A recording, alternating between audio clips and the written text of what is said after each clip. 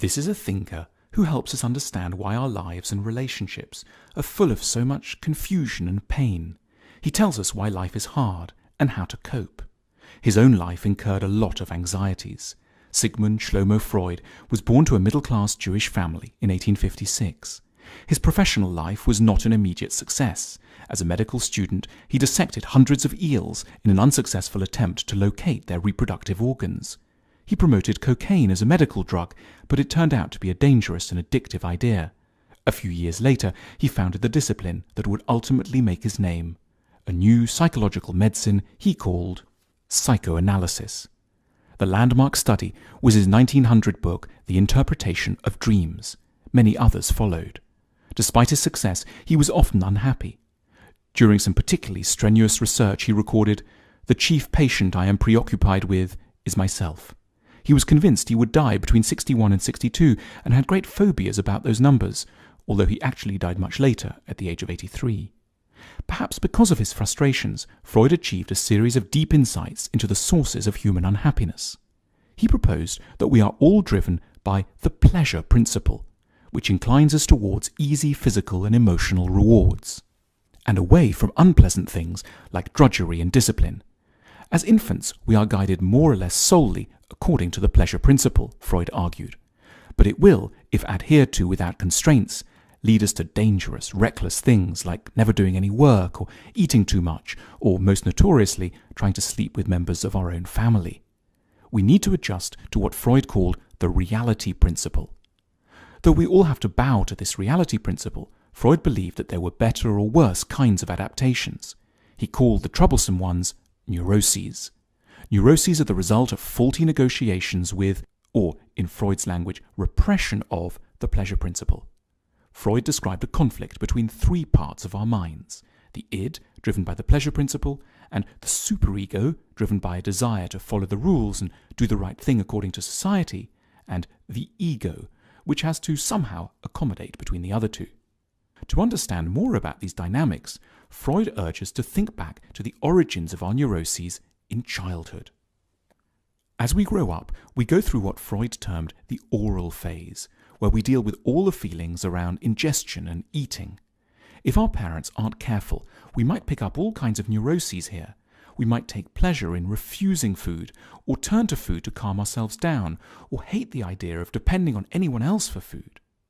Then comes the anal phase, which is closely aligned with what we now call potty training. During this period, our parents tell us what to do and when to go.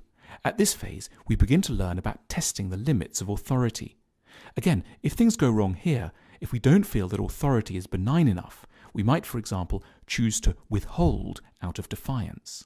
Then, as adults, we might become anally retentive, in other words, not able to give or to surrender.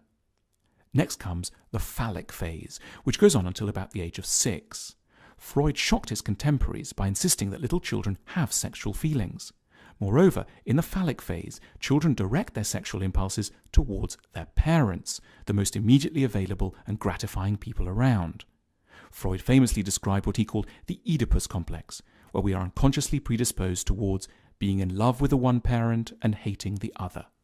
What is complex is that no matter how much our parents love us, they cannot extend this to sexual life and will always have to have another life with a partner. This makes our young selves feel dangerously jealous and angry, and also ashamed and guilty about this anger. The complex provides a huge amount of internalized worry for a small child. Ultimately, most of us experience some form of confusion around our parents that later ties into our ideas of love. Mum and Dad may both give us love, but they often mix it with disturbed behavior. Yet because we love them, we remain loyal to them and also to their bizarre destructive patterns. For example, if our mother is cold, we will be apt nevertheless to long for her, and as a result, however, we may be prone to always associate love with a certain distance. Naturally, the result is very difficult adult relationships. Often the kind of love we've learned from Mum and Dad means we can't fuse sex and love, because the people we learned about love from are also those we were blocked from having sex with. We might find that the more in love with someone we are, the harder it becomes to make love to them. This can reach a pitch of crisis after a few years of marriage and some kids. Freud compared the issues we so often have with intimacy to hedgehogs in the winter. They need to cuddle for warmth, but they also can't come too close because they're prickly. There's no easy solution. Freud says we can't make ourselves fully rational, and we can't change society either. In his 1930 book, Civilization and Its Discontents, Freud wrote that society provides us with many things, but it does this by imposing heavy dictates upon us, insisting that we sleep with only a few, usually one other person, imposing the incest taboo, requiring us to put off all our immediate desires, demanding that we follow authority and work to make money. Society themselves are neurotic. That is how they function, and that's why there are constant wars and other political troubles. Freud attempted to invent a treatment for our many neuroses. He called it psychoanalysis. He thought that with a little proper analysis, people could uncover what ails them and better adjust to the difficulties of reality. In his sessions, he analysed a number of key things. He looked at people's dreams, which he saw as expressions of wish fulfillments. He also looked at parapraxes, or slips of the tongue. We now call these revealing mistakes Freudian slips, like when we write thigh when we wanted to write though. He also liked to think about jokes. He believed that jokes often help us make fun of something symbolic like death or marriage, and thus relieve some of our anxiety about these topics. There's a temptation to say that Freud just made everything up and life isn't quite so hard as he makes it out to be. But then one morning we find ourselves filled with inexplicable anger towards our partner, or running high with unrelenting anxiety on the train to work, and we're reminded all over again just how elusive, difficult, and Freudian our mental workings actually are. We could still reject his work, of course, but as Freud said, no one who disdains the key will ever be able to unlock the door.